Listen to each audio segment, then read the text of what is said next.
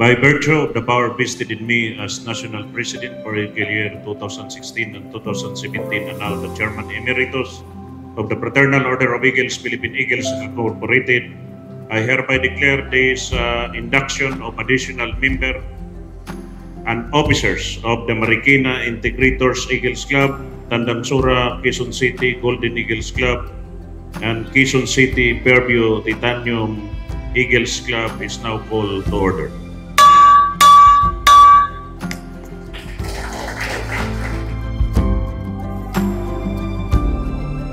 Bilang isang Agila, ako'y bumabati, kuya, ate, bunso ng Eagles. Sa mga bagong aplikant, sana po'y tuparin nyo ang mga inyong sinumpaang tungkulin bilang isang Agila. Mabuhay ang Agila!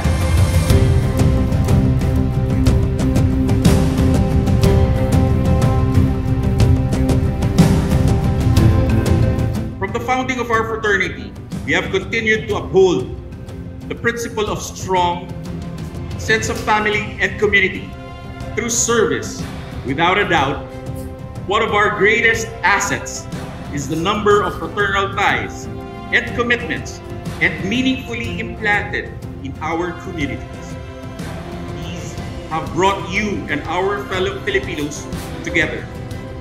These helped us work toward a shared objective of strengthening relationships among Filipinos and fostering the sense of family and community.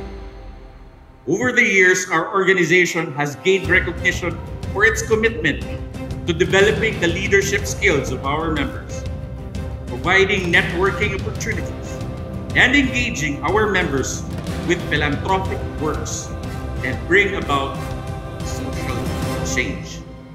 Ang lahat ng ating ginagawa ay para sa Diyos, bayan at pamilyang Pilipino. Mabuhay ang Agila. Kung ano po ang naumpisahan nyo, ituloy nyo lang po to be a good servant to our country, to our community, and to our fellow Eagles. Gawin po natin kung ano po yung pinanumpaan natin to protect, to serve, especially to our fellow Eagles. Ito kayo ngayon, your induction. Isa na po kayong tunay na Agila. Mabuhay ang Agila!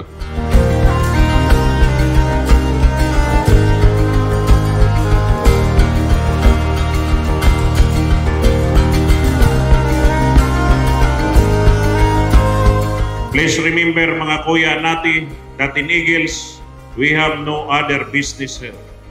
Our business in Eagles is to help the needy people, the community, and the country. And I will encourage you all to continue all your humanitarian services for the betterment of the Filipino people. Our organization, the Fraternal Order of Eagles, Philippine Eagles, is now the largest and the strongest fraternal socio-civic organization in the country, with more than 400 regions. The Chairman Emeritus of the Fraternal Order of Eagles, Philippine Eagles Incorporated, will always support all your projects and programs. Sabihan niyo lang po ako mga kuya natin kung anong maitulong ko sa inyo. Ako po ay nakahandang tumulong sa inyo. Maraming salamat. God bless us all, and may God bless the Fraternal Order of Eagles, Philippine Eagles Incorporated. Mabuhay ang Agila!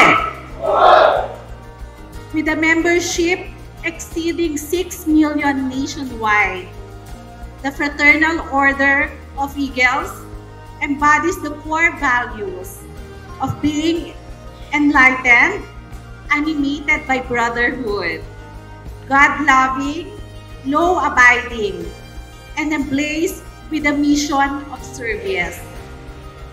I found a profound connection sa inyong mga prinsipyo. Much like the Eagles, naniniwala ako sa lakas ng pagkakaisa at kahalagahan ng mutual support. Ngayong araw, I commend each of you for your tireless efforts in uplifting and supporting one another. Your organization's growth is a testament to your strong camaraderie and unwavering dedication to serving others. Maraming salamat sa inyong walang sawang pagmamahal sa bayan at sa kapwa Pilipino. Together, let us continue to soar high and make a lasting impact in the lives of our fellow citizens.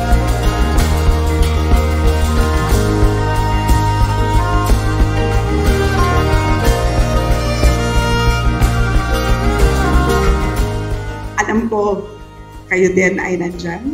So, I salute you. And when they told me about the Eagles and seeking support, sabi ko, anytime nandito po ako to support you, ang sa akin is sana po dumami pa kayo, mga Agila. So, we need everybody's help. And it's very important na sa halip na nagkakawatak-watak, we should all come together, help each other. Sana po isang direksyon lang, hindi importante kung anong kulay ng t-shirt, hindi importante kung anong kulay ng puso. Ang importante, isa lang talaga ang layunin natin lahat, which is to help each other, makaahon sa mga problema. At alam ko, yan ang hangarin ng bawat Agila.